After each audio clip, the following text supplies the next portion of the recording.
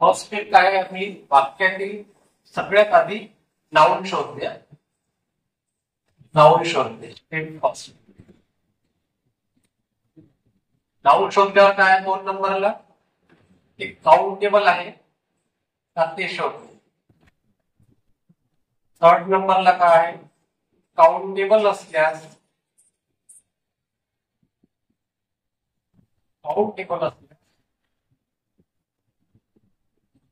स्वराप्रमाणे उच्चार होत असेल, मराठीतील स्वराप्रमाणे, मराठीतील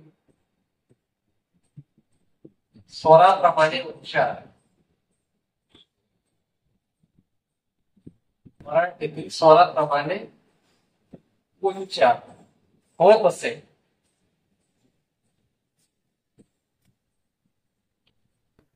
तर काय वापरणार आपण? ॲन वापरणार. तर ॲन वापरावे. आणि मराठी स्वराप्रमाणे उच्चार होत नसेल, मराठी स्वराप्रमाणे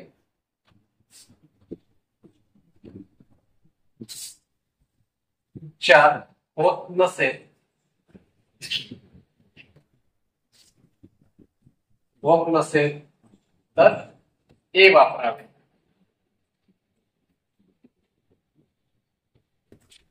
त्यानंतर 4th आहे स्पेसिफिक नाव असेल, स्पेसिफिक नाव असेल किंवा जे सर्वांना माहित आहे असे नाव असेल, जे सर्वांना परिचित आहे, परिचित आहे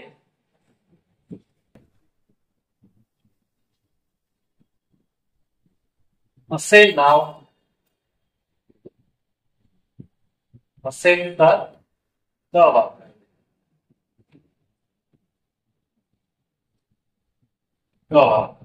त्या 3 गोष्टी क्लिअर झाल्या आपल्या. ते आतापर्यंत आपण शिकलो. आता मी तुम्हाला काही उदाहरण आहे, ते उदाहरण तुम्हाला ओळखायचे आहे.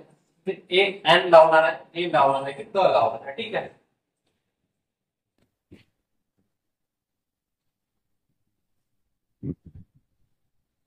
ऍपल काय लावू? काय लागेल पहा. याच्यानुसार जातं. नाऊन आहे आणि नाऊन माहित आहे. काउंटेबल आहे का? काउंटेबल आहे. काउंटेबल आहे. मराठीतील स्वराप्रमाणे उच्चार होत आहे का? पण कसं लिहितो आपण? एक पण लिहा किंवा मग ते ऍप पण लिहा. जनरली असं लिहिलं जातं किंवा असं लिहा. ते दोन्ही स्वराप्रमाणे उच्चार आहे. मग स्वराप्रमाणे जर आपण ट्रिक्स नुसार गेलो, आपल्या स्वराप्रमाणे उच्चार होत आहे, काय वापरतो आपण इथे? ॲन वापरतो. ठीक आहे. त्याच्यानंतर एक काय आर्टिकल येईल? कसं येईल सांगा? काउंटेबल नाउन आहे. अंडे आपण बघू शकतो. काउंटेबल नाउन असून मराठीतील स्वराप्रमाणेचा उच्चार होत आहे. कसं घेतो आपण? एक ए हा स्वर आहे, मराठीतील स्वर आहे, स्वराप्रमाणे उच्चार होत आहे म्हणून आपण ॲन वापरतो. सर्वांना समजत आहे? HOUR hour. त्यानंतर honest man, honest man, orange,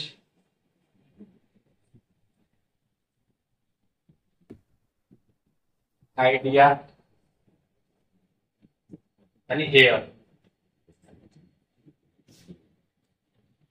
सांगा अवर काय लागेल? याला कसं बसतो आपण मराठीमध्ये? याचा उच्चार कसा होता? आ. याला आपण वाचताना अवर वाचतो, पण अवर नाही, अवर बी नाहीये, ते आरच आहे त्याचा उच्चार. प्रोनाउन्सिएशन इज आ. ठीक आहे. हा स्वर आहे मराठीतून, काउंटेबल आहे, मोजू शकतो, तास मोजू शकतो ना आपण. पण स्वराप्रमाणे उच्चार होत आहे, काय वापरतो आपण? ॲन वापरतो. त्यानंतर ऑनेस्ट मॅन. ऑनेस्ट हा अपवाद आहे, तो कशी सांगितलं. भले इथं ऑनेस्ट मोजू शकत नाही आपण, पण आपण मॅन बघू शकतो ना, ऑनेस्ट मॅन. ऑनेस्ट हा स्पेसिफिक नाही आला आहे, हा मॅन साठी आला. ऑनेस्ट मॅन, मॅन आपण बघू शकतो एक व्यक्ती, दोन व्यक्ती, तीन व्यक्ती, काउंटेबल आहे. आणि ऑनेस्ट साठी आपण ऑनेस्ट मॅन हे अपवाद आहे, मॅन वापरणार आपण. ठीक आहे. त्यानंतर ऑरेंज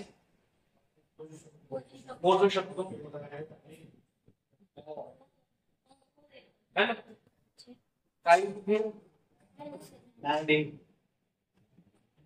त्यानंतर आयडिया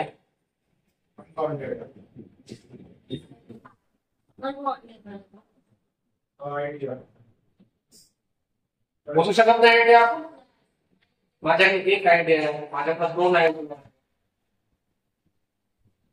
मोजू शकतो का?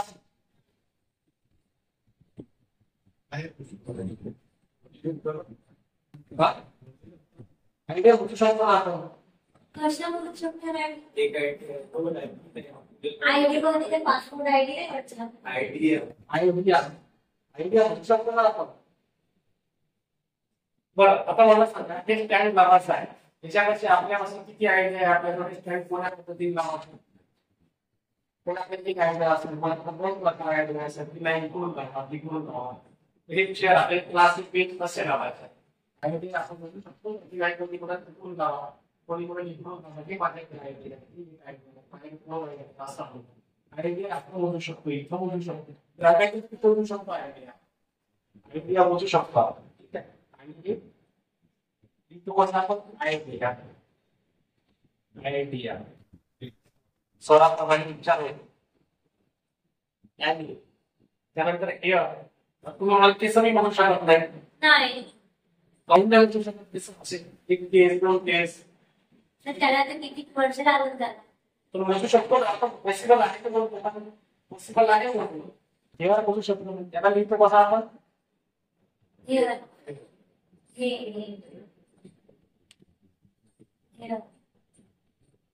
कशाला पण पिक्चर आहे का? हा फक्त आहे तर हा सायलेंट आहे. हे लक्षात ठेवा. हा सायलेंट आहे. हो, जे अमेरिकन इंग्लिश आणि ब्रिटिश इंग्लिश आणि आपली इंडियन इंग्लिश त्याच्यामध्ये फरक आहे. हा जो अ आहे तसा अवर हा जो यच आहे हा सायलेंट आहे, तशाने हा यच सुद्धा सायलेंट आहे. त्याच्यामुळे इथं सुद्धा टाइम लागेल.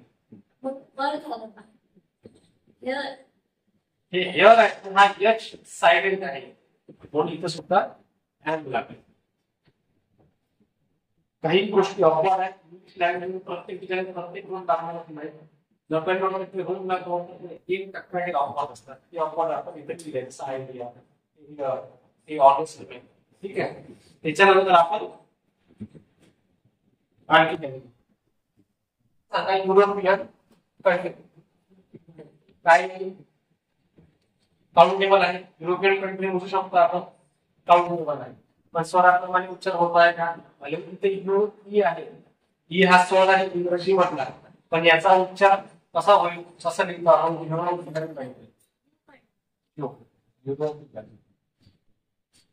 जो आहे हा स्वर आहे का मराठीत? नाही आहे. मग इथं काय वापरू आपण? त्यानंतर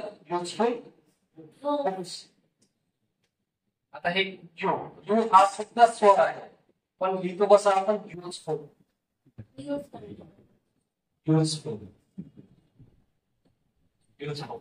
हा मराठी स्वर आहे का?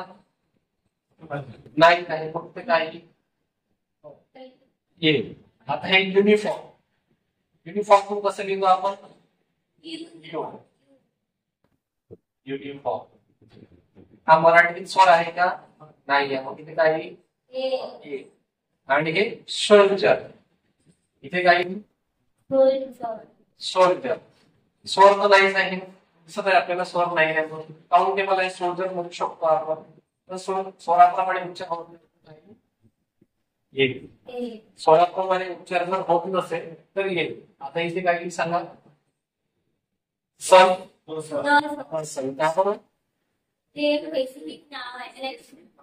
स्पेसिफिक नाव आहे ते सर्वांना माहित आहे. त्यानंतर वर, काय येईल? द, ठीक आहे.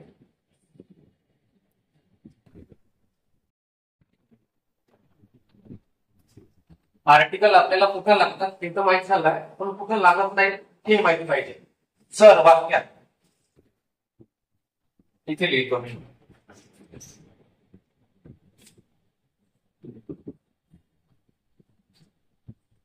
जर वाक्यात माय, अवर, युअर, एव्हरी, इच असे शब्द आर्टिकल लागणार नाही, तर आर्टिकल लागणार नाही.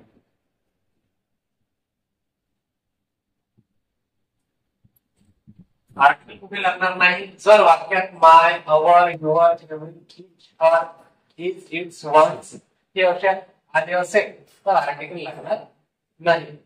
सर्वात पहिल्यांदा आपण काय शिकलो की वाक्यातला नाउन शोधायचं. नाउन शोधल्यानंतर ते काउंटेबल आहे किंवा अनकाउंटेबल आहे ते पाहायचं. जर काउंटेबल असेल आणि त्याचा स्वराप्रमाणे उच्चार होत असेल आपण काय वापरतो? ॲन वापरतो. काउंटेबल आहे आणि स्वराप्रमाणे उच्चार होत आहे तर आपण ॲन वापरतो. त्याच्यानंतर काउंटेबल आहे पण स्वराप्रमाणे उच्चार होत नाही काय वापरतो आपण? अ वापरतो.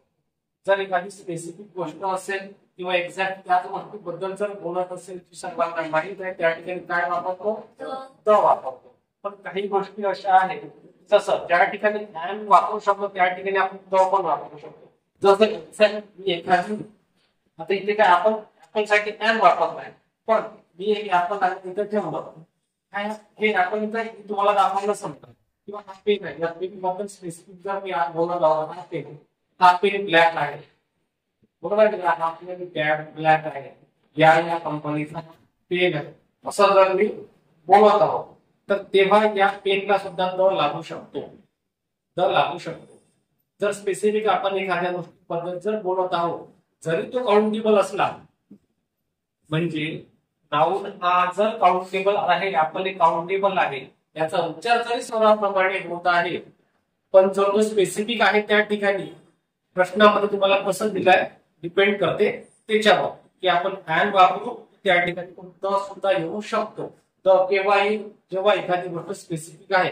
हे ऍपल जर माझ्या हातामध्ये आहे हे ऍपल बद्दल जर बोलत आहोत ते ऍपल रेड आहे हे ऍपल इथं ठेवा या ऍपलचे कट करा असं करा तसं करा या स्पेसिफिक ऍपल बद्दल जर बोलत आहोत तर तिथं द येईल. द म्हणजे जसं आपण शिकलो स्पेसिफिक जर गोष्ट असेल एखादी ती सर्वांना माहित आहे तुम्ही सर्व क्लासमध्ये बसून आहे आपण सर्वांना दाखवला हा सर्वांना माहित आहे तर तिथे आपण द वापरतो. समजण्याला कुठं वापरायचा कन्फ्युजन व्हायची आवश्यकता नाही. जी आपली ट्रिक्स आहे आपल्या ट्रिक्स नुसार जायचं. काउंटेबल नाउन शोधा. काउंटेबल नाउन शोधल्यानंतर स्वराप्रमाणे उच्चार होत आहे का होत असेल तर ॲन वापरा होत नसेल तर ये वापरा. स्पेसिफिक जर नाउन बोललं असेल तर द वापरा. इतकं सोपी आहे आर्टिकल नाउन. समजलाय सर्वांना व्यवस्थित? ठीक आहे आपला हा चॅप्टर क्लोज.